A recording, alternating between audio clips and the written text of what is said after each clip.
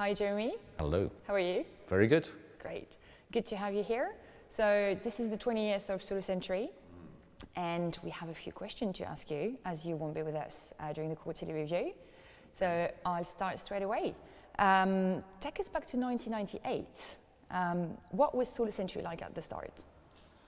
Well, you'll be unsurprised to hear that it was very different. I think there were only 5 of us at that time, and Dan Davis hadn't joined us, so he was the first proper solar engineer. He didn't join until 1999. We were in a converted church in Richmond that was very quaint, and we were looking for a project that we could get into that would make a big difference. I mean, that was always the effort from day one, to make as big a difference as we could with climate change. So we tried different ideas. We weren't yet doing what the company does at the moment, but one of these ideas, to give you a flavor for how egomaniacal this all was we had this idea of working with an American solar manufacturing company, United Solar, in China. So they would put up a 100 megawatt a year manufacturing plant for solar in the year where there was only a 250 megawatt global solar market,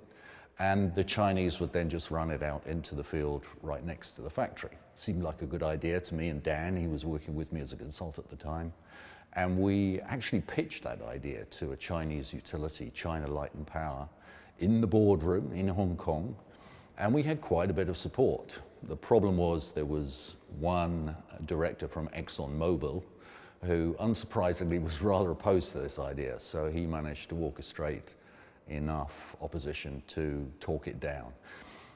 Then Dan joined the next year, 1999, and from that point onwards we were installing solar on people's roofs and sort of evolving eventually to the company we are today.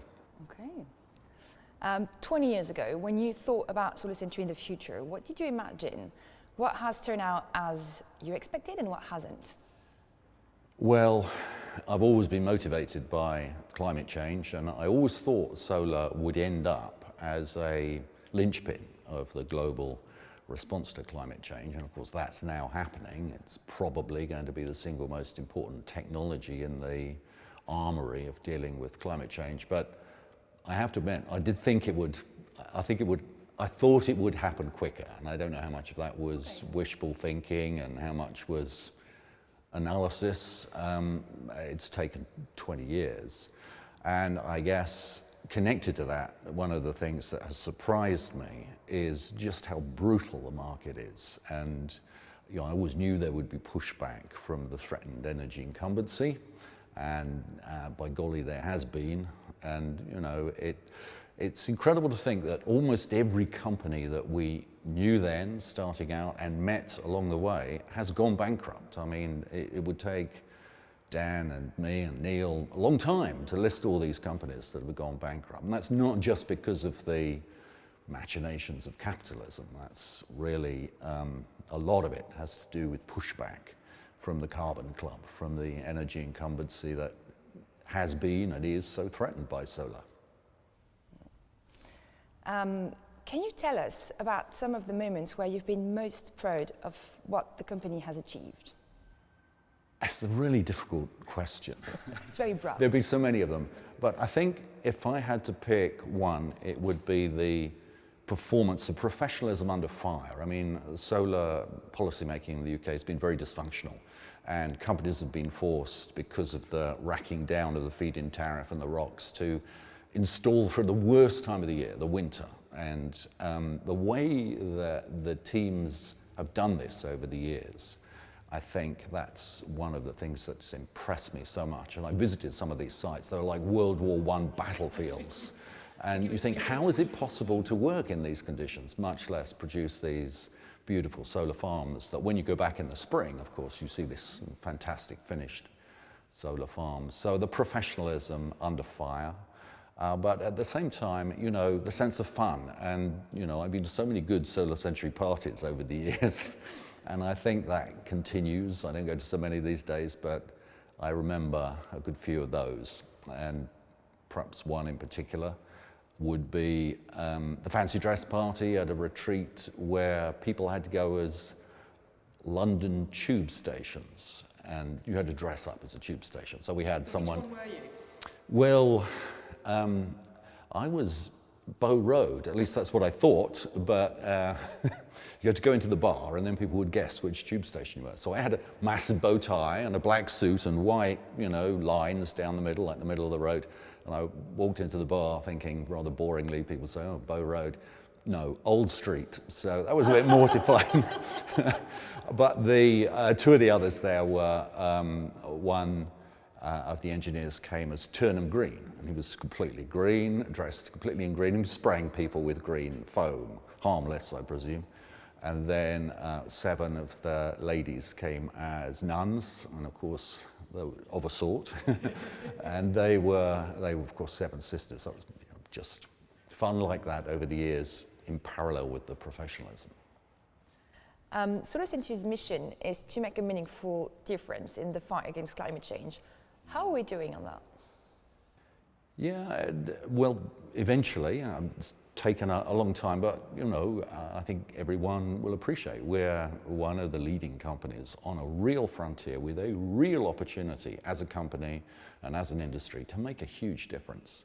I mean, just this morning, I've been reading that Bloomberg has come out with an analysis for the last half that shows that solar, PV, and onshore wind are the 2 cheapest forms of new generation in every developed country except Japan now. I mean, imagine what we're going to be able to do, and hooking up with electric vehicles and everything. It's just hugely exciting going forward. We have a big opportunity to finally make a big difference with climate change. Even though solar is still only a tiny amount of global energy, we're in the exponential phase now. And I think as a company, and for those people who've still got the energy to keep going, it's going to be a wild ride in the years ahead. Good. Are there other ways in which Solarcentury is making a positive impact?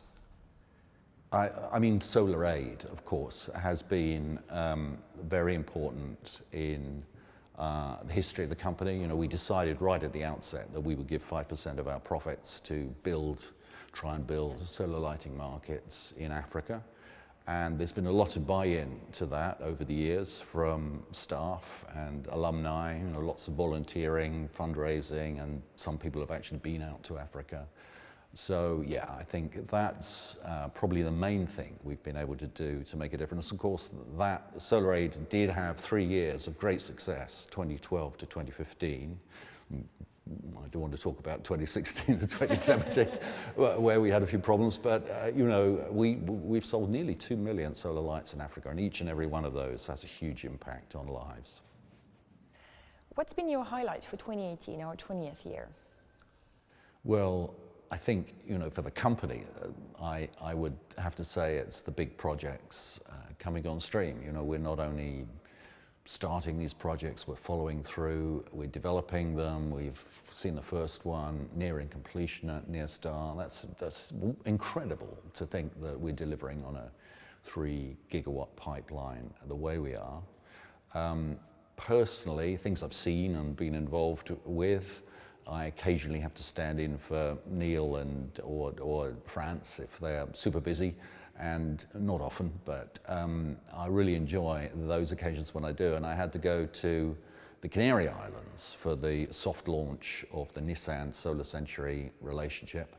And that was amazing for me, because you saw there, a massive global car company absolutely having drunk the Kool-Aid on solar batteries and the electric vehicle future. And I stood there in front of a group of 20 journalists that they'd flown in, petrol head journalists from motoring magazines, and listened to the head of Nissan Energy saying, you may think this is a car, it's an electric car, it's also a power plant, and then launch into this incredible description of the future that's coming with solar on your roof and the battery in your garage and everything else. And, believing what I have all these years, to actually hear a big corporation speak that way, as though they'd all sort of signed up for Greenpeace or something, was amazing. If you could offer Jeremy of 20 years ago one piece of advice, what would it be? I think I would have studied a bit more. I remember when we started, there was a best-selling book called The 10-Day MBA. And I got to the third day, and then it sort of all kicked off, and I never got beyond the third day. So I think, I should have spent a bit more time, so I could have been more useful to people like Neil, at least begin to talk their language. And also avoid the one big problem that I've had was with cash with SolarAid. And it was my fault. I have to take responsibility for it as chair of the board. But Solarcentury and SolarAid have had 3 existential crises. The 2 in Solarcentury had to do with not selling enough, and Neil and Derry sort of dug us out of those problems. The one in SolarAid was to do with selling too much in the successful years, and then we got caught with massive inventory that we'd borrowed tons of money to fund, but competition flowing in and undercutting us, and the cash sort of evaporating, and that was horrible. And I should have seen that coming, and I think maybe if I'd studied a bit harder in the earlier years, I might have had a chance of seeing it coming. Why do you feel the company is the success it is today? I'm really clear on that one in my own head, and it's sort of a bit of a cliche answer, but I really feel it very strongly. It's the people. I think over the years I've been really lucky from day one in the people that I hired, and of course if you're lucky enough to hire good people, they then hire good people, and pretty soon you get. And the reason I'm so confident in this analysis, I mean, of course, it's not universal. There've been, I can only think of one failure, but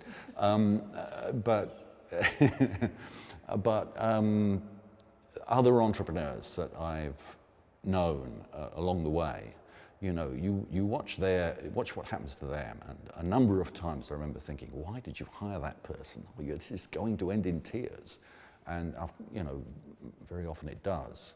And so other people haven't been so lucky, or have made the wrong picks. So it's been the people that has got Solarcentury to where it is, and continues to provide the platform for the optimistic future that we have. How do you describe the culture and the people at Solarcentury to others? I think I normally start with things that you wouldn't expect. So I tend to err too quickly into military analogies. And when I'm talking to people who don't know the company and they're interested in cultural issues, I talk about the team being battle hardened. That's a phrase I use a lot, having seen what's happened over the years. Resilient is probably a less macho word for it. And I think that's something that's been recurrent through the problems we've had, and has kept the energy levels going when we've had opportunities. And then I talk about SolarAid after that, and the way there's been buy-in to the company. And I'm told by people in HR that staff stay longer in Solarcentury than is the case with most of our peers. That's often a reason why. There's high buy-in, of course not universal, but lots of volunteering, cycling, fundraising, all that kind of stuff that makes for a good company. And then finally, I guess I'm strangely proud of the fact that we have no less than 6 inter-company marriages, staff who've met and then got married through working with Solarcentury, and I don't know how many companies could say that. So eventually, if we do go bankrupt, God forbid, at least we'll be able to say, we succeeded as a dating agency. How did the world react to your idea of building a purpose-driven company 20 years ago? Yeah, it's difficult to answer that question without sounding a bit sort of like a moaner, but honestly, I got patronized a hell of a lot. And over the years, if I had £1 for every time I've been on a platform with some grandee who'd, accused me of being a rootless dreamer, or in case of one energy minister, Labour, who said, Jeremy, oh, you're just an enthusiast, as though, you know, that was some, you know, crime. And now, you know, with solar much cheaper than nuclear, and the nuclear people were really good at belittling you. And of course, what you find is there are key players in government and in industry who were in that position of belittling solar and saying grown-ups don't get their energy this way, we'll never be able to compete with nuclear and gas, much less beat them. And I have to listen now to those people very often talking as though the whole thing was their idea. You know, you really do have to button your mouth sometimes. Do you think that the notion that companies can make a real impact on society and on the environment is maybe more widely accepted today than it was 20 years ago? And what are you seeing now in 2018? Well, I'm very hopeful of the corporate world. I mean, obviously not all of it, not the Exxon Mobils, but you know, the front-running companies are incredible now. You go into, I get invited in occasionally to give these folks the dubious benefit of my worldview, so I kind of see, and the cultures in companies like Unilever and IKEA, the whole sustainability, zero net carbon philosophy is embedded, it's enculturated in these companies. That's really huge. And so even if the bosses wanted to backslide, they wouldn't be able to take their workforces with them. And so you see things like, this is a bit nerdy, but the science-based targets that so many of these companies have signed up to that go well beyond the 100% renewables targets that, you know, getting on for 150 of them have signed up to. So the science-based targets are pro rata contributions to the Paris Accord targets of staying below 2 degrees and 1.5 if possible. And that's a serious set of commitments, and companies don't take these things on unless they think they've got a really good chance of achieving them. So I think the corporate world has a huge role to play, and I'm really hoping that Solarcentury is going to be right there in the vanguard. We're not as big as these companies yet, but I'm hoping we're going to be right there in the vanguard of the corporate movement to play a major contribution in saving civilization. Thank you very much, Jeremy. My pleasure.